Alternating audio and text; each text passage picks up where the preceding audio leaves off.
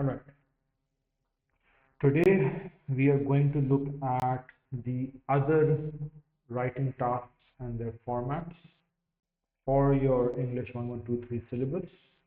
I have these Cambridge published documents that guide us as to the objective of each task and how to approach it. Although I would like to highlight that the example given at the end is not according to the current syllabus requirement. So now all your directed writing tasks, whether they're an article or report or speech or whatever they are supposed to be argumentative and discursive. The samples given at the end of these documents are according to the older syllabus where you were just given directions as to the kind of content to include. There were no texts from which you had to extract information. So I will obviously go over the samples only to highlight the kind of language you would want to use, right? But the content and the argumentative approach is not something you'll be able to learn from. Now, a report. So the overview for writing a report, it is to present information in an ordered way and to make carefully considered suggestions based on whatever information you are providing. Right? They can be a mixture of fact and opinion. In our case, they will be a mixture of fact and opinion. Facts and opinions both from the texts, text A and text B that will be given in the paper and our own. Right? Reflecting on key facts and details to offer suggestions to the reader. So, your viewpoint and all that. Okay. Now, there can be reports on different topics, so that really depends. The audience of a report is often someone in charge, for example, a teacher or an employer, so the language and tone of a report tends to be formal. So that is something to keep in mind. Which of the tasks require a formal tone and which ones are for informal and which are semi-formal. So the article that was assigned to you required a semi-formal tone. Reports are always formal. Okay. And then speeches and letters and emails, they depend on whom the audience is. So they can be either formal or informal, or in some cases semi-formal. Right? Now, language. So who's the audience for the report? Who's the one who's going to read it? So it's someone who is in a position of authority, and so it will be a formal, piece of writing. The impression you want your reader to have. So it will be impersonal. But again, you're writing to someone who's in charge, and for that, the language, right? You will not use slang. No slang language, no contractions, and no humor or sarcasm. So very formal, very proper, very to the point, just information.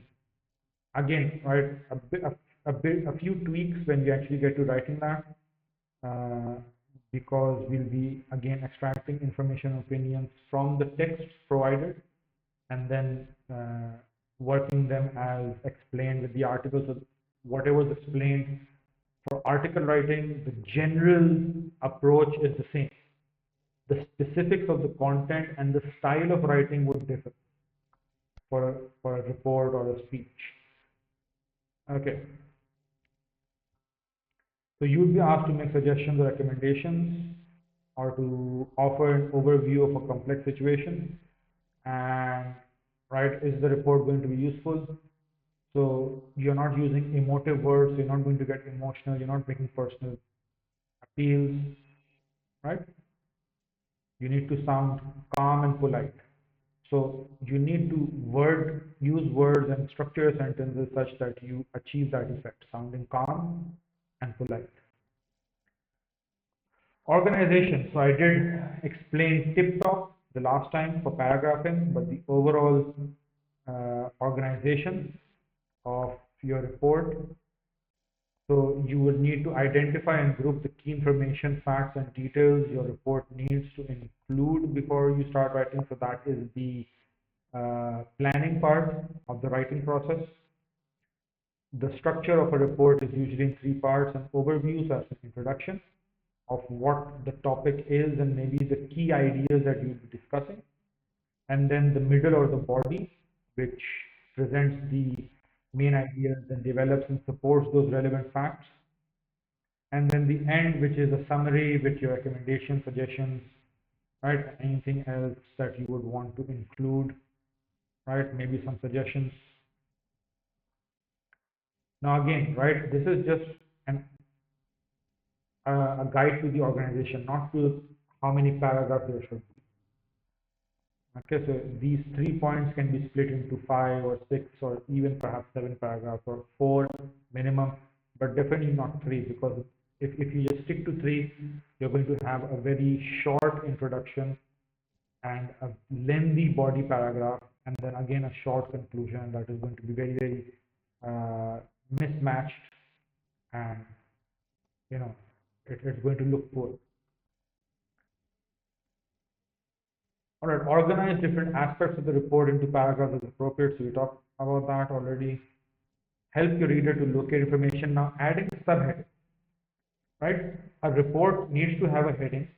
It needs to have a subject, in fact, right? And the subject doesn't need to be catchy, like we talked about in the article. It's straightforward, right? So I'll tell you whatever the topic of the report is. You can just write report on and then whatever the topic is. That can be your subject line, that can be your heading or headline, whatever you want to call it. A report does need a heading. As far as subheadings are concerned, they are optional. If you can manage to do that, that's fine. If you don't, that's also fine. Right? It will improve the look of your report, but as far as the technical aspects of grading are concerned, it won't matter. Okay? And if you do opt for adding subheadings, then you need to be careful about the content you are including under each subheading. It should be relevant. Okay, so for example, if we were to write a report about traveling abroad, the topic of the magazine article that we have, and we put in the heading of eco-friendliness, right? So that's a subheading. And under eco-friendliness, we talk about meeting new people. That is not relevant. And so there's a mismatch between the subheading and the content that I am providing under that subheading. Right? And so if you do opt for that, you need to be careful. I generally don't, encourage students to go for it for the very fact that they might make a mistake in, the mismatch of the subheading and the content. So you don't get extra marks and you don't get any deductions for subheadings. So just leave that be. Okay, connecting points to, right? So using linking words, that's right, and then having a very natural flow going from one point to the other, from the fors to the against, or vice versa. And then, pitching in your ideas, doing the evaluation and uh, the development of the points and the detailing and including some of your own. And when you, right, so however and although and when you reach the end, in conclusion or finally. All right. Now here's a sample.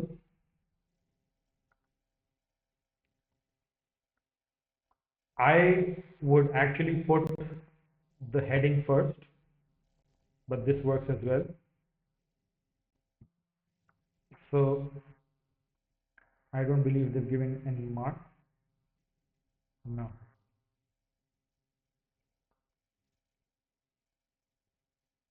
All right, they haven't even mentioned what level of report this is, mid or high or low. So I put the report heading first, right? But this is also fine. So this also works. And so you're going to do two. I would put a colon over here after the two because it's not a letter. So two and a colon, and the T for the principal, for the would be capitalized and principal.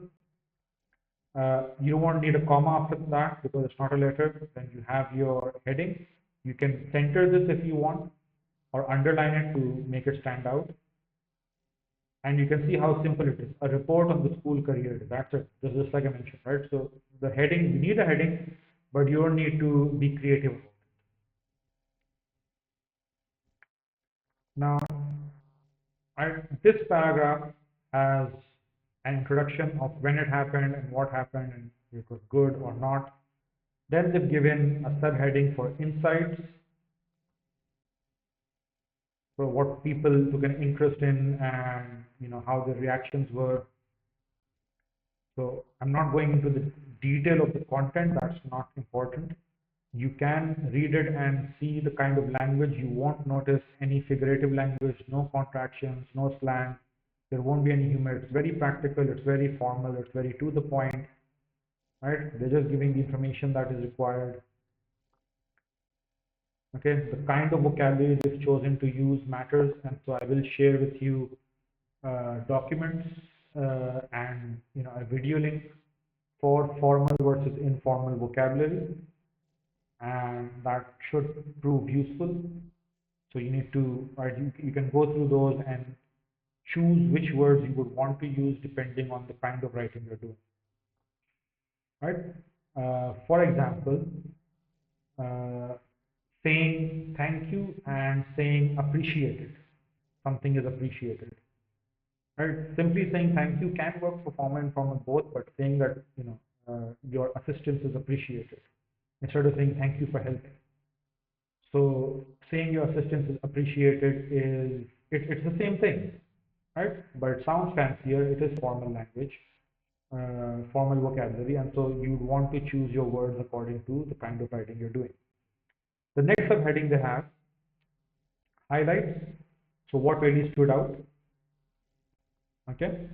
And again, the content itself is not of concern, the style of writing. Then they have another subheading, learning. So they've got three subheadings for the main content, and then to summarize. Now they've put in bold over here. This is not a subheading, right? They're just highlighting that they've used that word to lead the reader into the conclusion. Now again, right, you won't find any argumentation to for and against points over here, and that is because this is not according to the current syllabus requirement, unfortunately. All right, so that is something lacking in this document, but we've gone over the requirements ourselves, and so we'll be covering those with practice over the course of our classes. Any questions?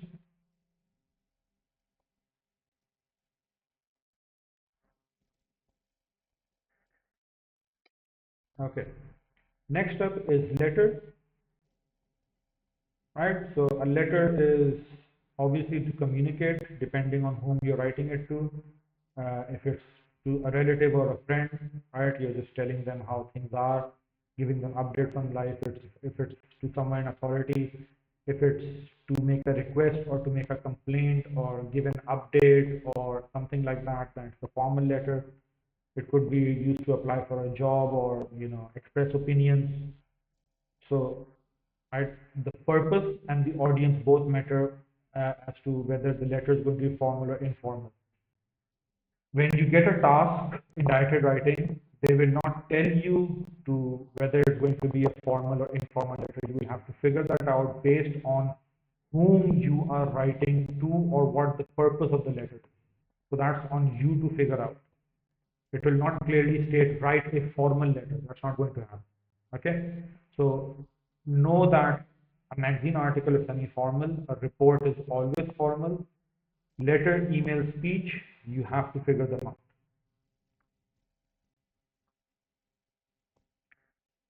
Okay. So language, right?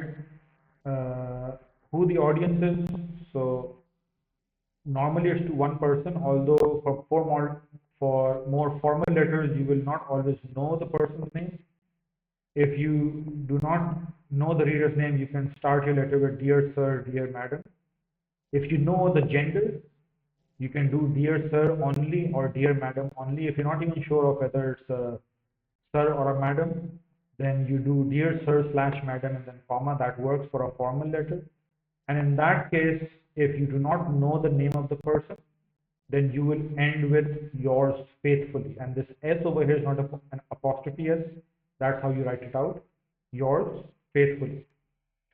If you do know the name of the person you're writing to, whether it's formal or informal, and in informal letters, you'll obviously know whom you're writing to.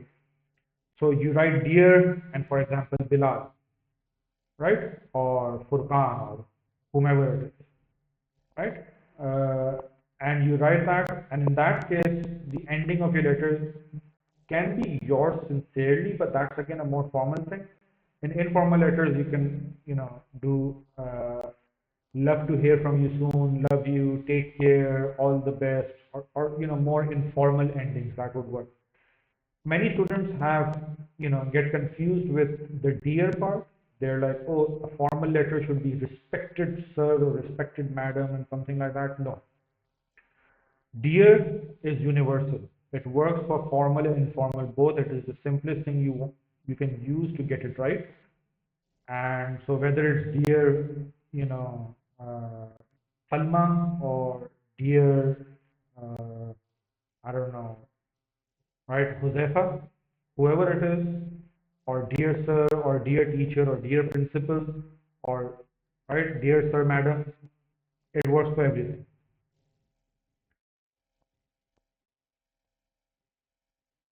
Okay, so again, how do you want your audience to react? So, right, that you're going to, your choice of words and your sentence structure and your overall tone, right? So you might want to be positive and cheerful depending on the content, right? If it's a more serious topic, then perhaps a cheerful tone won't be appropriate. If you're more, solemn about it.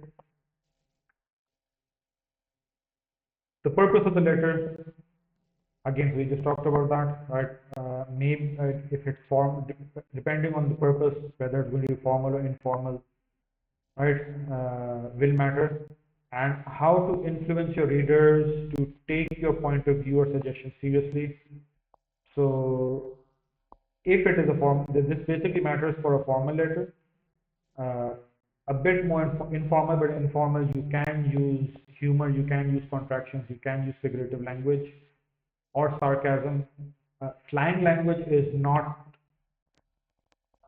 it's not something you want to use even for informal. So just keep that in mind. So, right, no bruh or OMGs or PLZ or, stuff like that, or emojis, even in informal writing, right? Don't. Because, right, it's informal writing, but it's informal writing in standard English, right? So according to the requirements of proper English, not colloquial use, so not everyday use like you would normally talk to a friend. That's not what they're testing. They're testing your language skills. Okay, organization, again, you have, right, this is for a formal letter. For some reason, they focus on that, but it goes for an informal. You have an opening for the introduction, the middle with the main points and the details, and then the ending for, the summarize and conclude. The date and everything is not required. So the date and address, receiver's address and sender's address is not required. The Cambridge letter begins from the salutation. So from the dear, whomever you're writing to, and then the next line is going to be the first line of your introductory paragraph. So that is where the Cambridge letter starts from as far as the syllabus requirement is concerned. So don't bother going into the address and the date and all the other, right? If you ever end up having the need to send an actual physical letter in life, then you can look it up and do what, do it as, the format that you find at the time.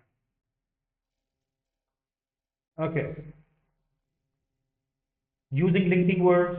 Now this is something you'll have to do because again, it is going to be, even if it's informal, it's going to be argumentative, it's going to be discursive. So, right, possibly persuasive. And so using linking words such as furthermore, however, in conclusion, these are, something that you will have to use.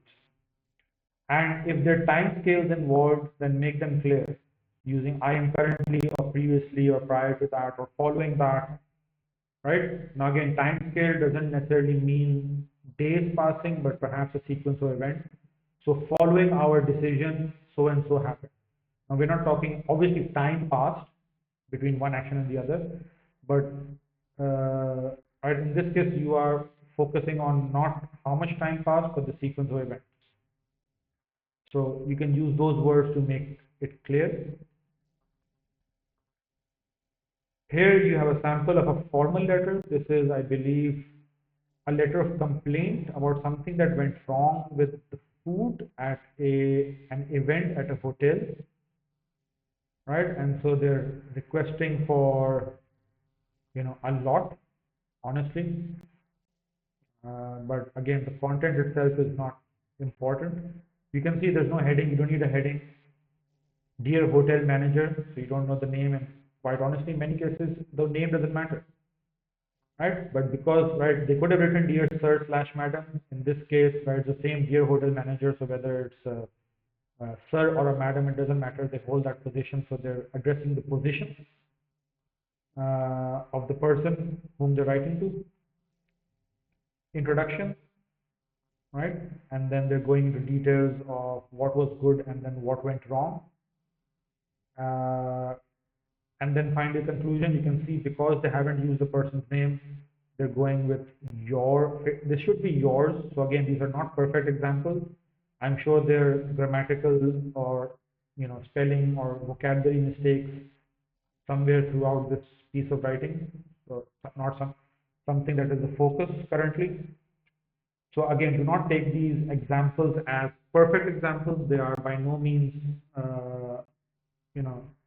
perfect examples.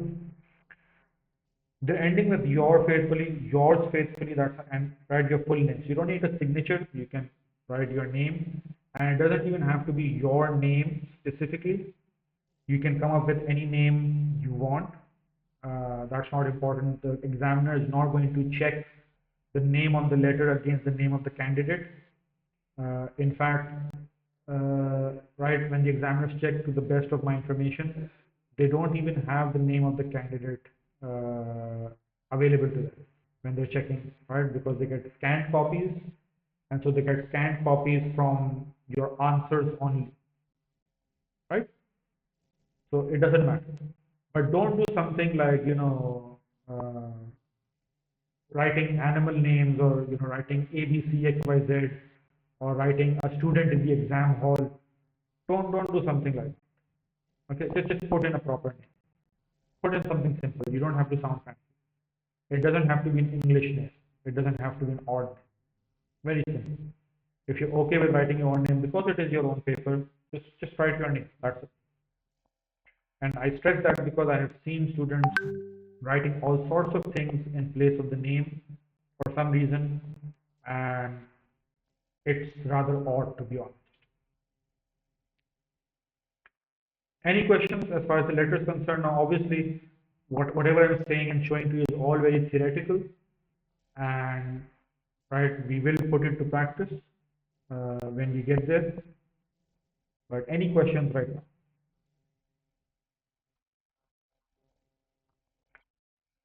Okay. Now, email. Email is pretty much the same as a letter, so I won't go into the details. Just a few things about the format, right? So you want to add a subject like you normally do when you're writing an email, right?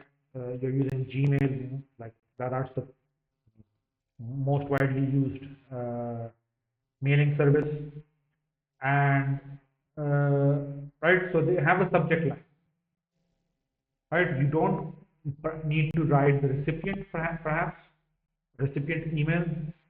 So write subject, whatever your subject is, right? And then this is, right, this particular letter is from the manager writing to his team. So in terms of hierarchy, the manager is higher up in the hierarchy as compared to the team, and so he's using an informal, friendly language approach, and that's why he's gone hello team. So that works as well, right? Again, you could have gone dear team, right? As I mentioned, dear works. So this, right, it's not exactly informal, it's semi-formal, but the tone, as you would understand when you read this, is friendly and inviting, because the topic over here is a break room. So he's inviting his team to make the most of it, but to improve productivity in the office, etc., etc. So, right, it's a bit different than what you would normally see, and right, there's no yours faithfully or anything over here. So the format is slightly different, right, from a letter. But otherwise, right, there's nothing really to highlight. So take a read here. I mean, later, right? These documents are available on my drive in the resource folder. So writing an email or writing an article, all of those. So you can take a look at this and just check the language and keep in mind the context, right? So it's a member of management writing to his team. So the approach is different. Okay. The final piece is a speech, which I normally leave for the end when I'm teaching, because I feel that this is perhaps, right, from my experience, students could feel otherwise. It is among all the writing tasks the most challenging in terms of getting your tone right. Because in a speech, you need to write it as if you're actually talking to the reader. You're not just giving information. And so, right, your vocabulary and your tone, your sentence structure, the way you are providing information should seem like a conversation with the reader, to the reader. And that does require a certain skill in writing, and that's why I normally leave it to the end. Now, in your paper or exam, you will not have a choice as to which one shows up. So they're going to go, oh, write a report, and you have to write a report, even though there are other options available. But you can't say to them, oh, well, I'm not feeling confident with that, I'll write a letter. That you can't do that, right? Unlike the composition where you have a choice between narrative and descriptive, and then two topics for each, it doesn't work that way. So you have to be equally prepared for all these tasks for your exam. The overview for the speech, right? It is often to inform or persuade the audience. They're usually written to be spoken directly to the audience, to influence them, and they can also be used to encourage them to do something. For example, to join a school club or to recycle more, right? Or if we take the example of the dietary task we saw from the specimen, it could be, for example, used to encourage young people not to travel abroad so often for whatever reasons are given in the text. And on a side note, right, if you're preparing for your Cambridge exam, then and you feel that you've run out of tasks, then what you can do is take one task and treat it as another. So the specimen has a magazine article. You can use that same content and write a speech or an email or any of the other tasks, right? It might seem a bit repetitive, but what you'll be able to practice is the style and the approach and the language required for each task. You won't have to work with the content because you found the points, you've evaluated them, you've rephrased them, you've developed them. So all of that is done. But the writing itself, that's something you can practice. So something for you to keep in mind if you run out of material for practice and preparation. Now, as far as the language, again, what kind of audience do you have? Right? Do you have young people? Do you have old people? Do you have teachers, more formal, or young, students. So again, that depends, and that has an effect on the language you use.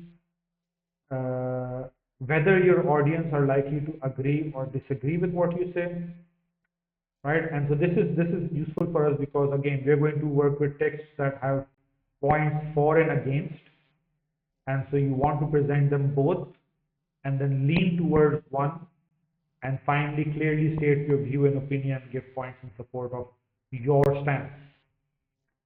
The reason you're giving the speech and how you feel now, right? This matters because your style of writing will reflect your emotion. Now again, right, in an exam, whatever topic you're given, you probably don't feel anything about it. But you have to write it in a way that sort of shows emotion, not in the sense that you are using emotional language, but in the sense that your writing reflects a connection with the topic, right? Even if in reality you don't feel that way. So, right, that's something you need to develop as a skill. And so they mention over here that try to imagine the words of your speech as you would speak them out loud. So the way your tone would vary, right? The highs and the lows and the speed and the slowing down and the emphasis on words, and that's what you need to recreate in writing. So your tone of voice must match your message. So choose words that appeal to the emotions of listeners or reader in this case. But again, assuming, imagining that they are listeners, and focus on what you want your audience to know and feel by the end of the speech. How to engage them? Well, you can use words such as we to make them feel included, right? We and us and our. So you're going to use first person pronouns, right, in the collective, so that it's not just, I feel, no, right? In fact, if you're doing that, I feel that we should, not I feel that I should.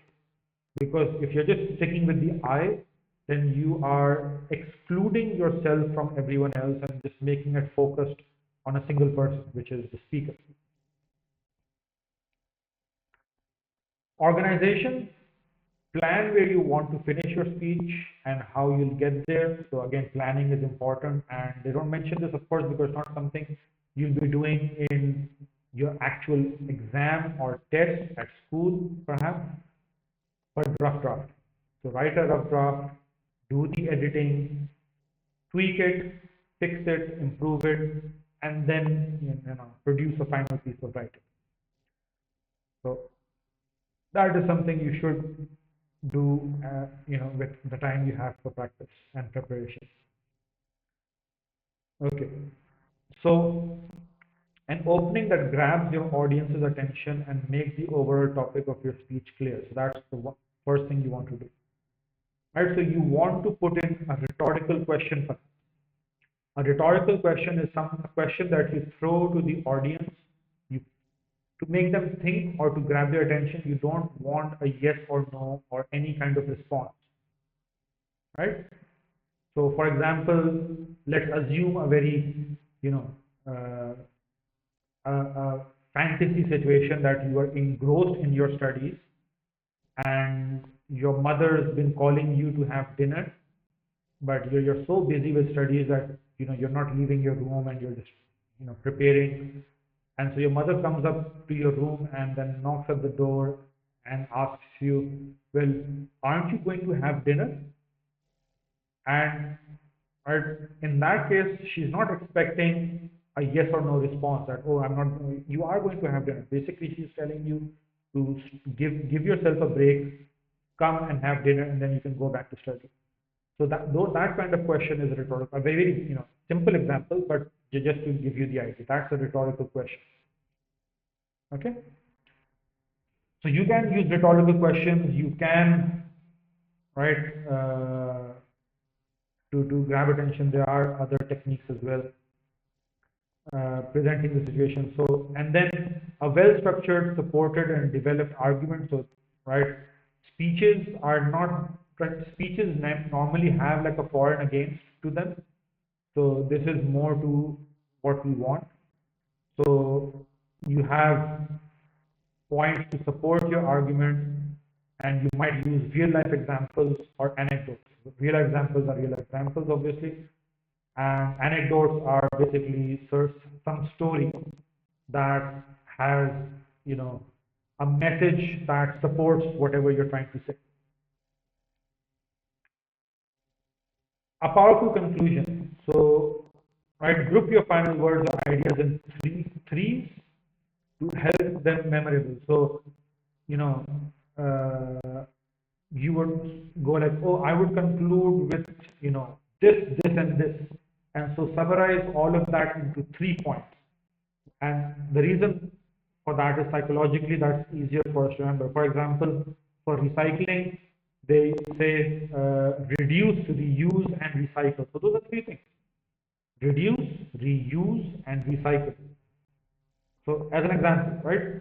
And so you could, the entire point of your speech, if it fits, if you're able to manage, it's not like you have to do it, it is a requirement for your speech in Cambridge. No, right?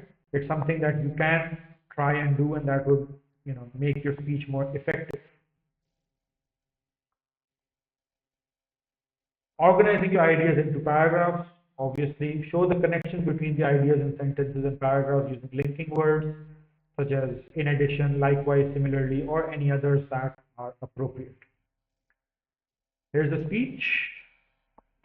Uh, right, it's about some volunteer competition, something that they took part in.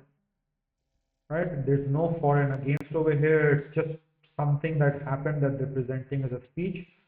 So, to the purpose of our requirement, task requirement, it doesn't fit very well, but it is being given to a group of students. So, the language is much more relaxed. You can see, for example, there's a contraction here, right? And, right, maybe a bit of humor, if I remember correctly, later on. And so just style and just a style of writing, that's all I want you to focus on in this sample. Right, and there's no heading. You start with good morning, or right, everyone, or good morning dear listeners, or good morning fellow students, or however it is, right? And you see, they're directly making a connection over there. How did all of you spend your week? So they're immediately engaging the audience, right? They're immediately grabbing their attention.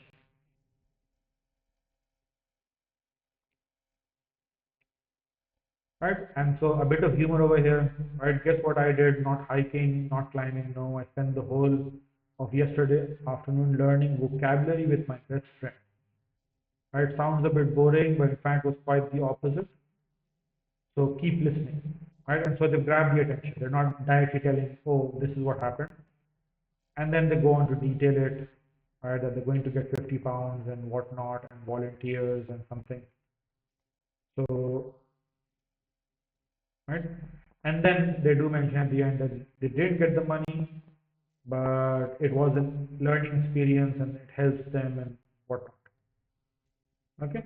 And then in this case, the question most likely said your principal has asked you to deliver a speech to the students about so and so, whatever the content is. And so they're ending with thank you, Miss Stanley. So instead of saying thank you, principal, or thank you, teacher, they've given a name, right? Again, you can make it up. It doesn't have to be a real person. Cambridge is not going to come and check whether the people you are naming actually exist. Right? And you can simply end with thank you for your time, and perhaps you could add, right, I hope I've given you something to think about and consider about so and so topic. And right, ended over there. Thank you for listening, and that's the end. Any questions?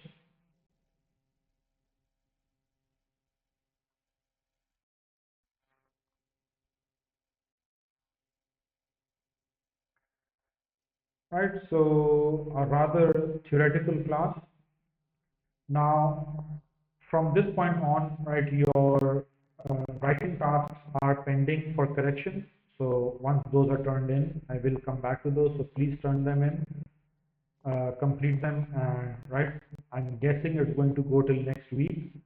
So from next class, which is tomorrow, I am going to cover grammar. So I always do a grammar review of certain topics. It's going to take a few classes, right? Maybe 4 classes, maybe 5, maybe less, I don't know. But it is going to take a few classes. I'm going to cover some grammar, review that so that, we know how to use grammar, and that will help us identify, how improve our writing and identify mistakes in our writing. So the next few classes are going to be focused on grammar review. After I'm done with that, we're going to come back and practice more papers. So just heads up of what to expect in the next few classes. All right.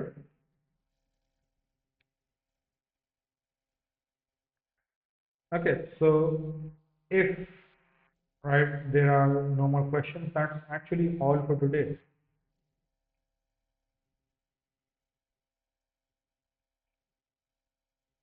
So see you guys next time then, inshallah.